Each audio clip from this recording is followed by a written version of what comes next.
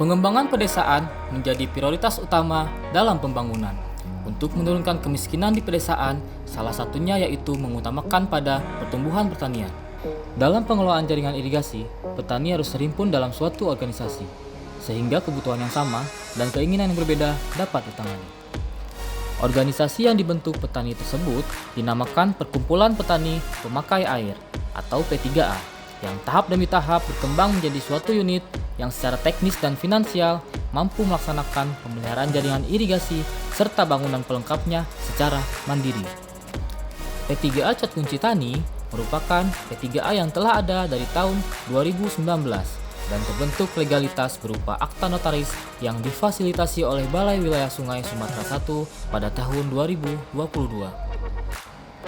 Pemerintah berkomitmen untuk meningkatkan tata kelola air di jaringan irigasi dalam satu kesatuan sistem dari jaringan utama sampai jaringan tersier secara nasional.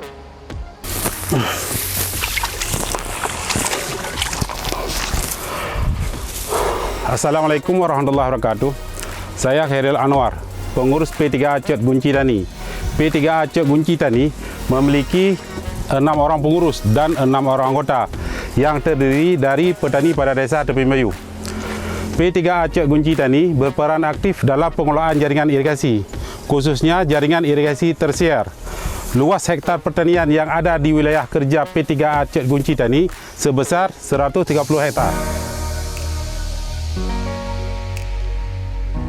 P3A Cat Kunci Tani ikut berpartisipasi dalam program pemerintah seperti kegiatan OPIP partisipatif.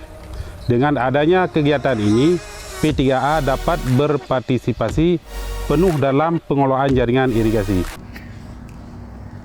P3A Cat Kunci Tani memiliki program kerja yang telah dijalankan, seperti rapat bulanan pengurus, rapat jadwal tanam bersama Komisi Irigasi, dan membuat laporan tahunan untuk menunjang perkembangan P3A.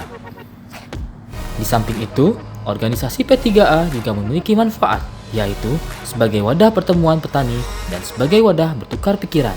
Petani semakin mandiri dalam menghadapi masalah atau konflik yang ada, serta menjadi mitra kerja pemerintah untuk pengelolaan jaringan irigasi. Kedepan bagi kelangsungan perkembangan P3A saat ini, diharapkan masyarakat dan petani dapat memiliki kemampuan untuk mengembangkan potensi serta motivasi.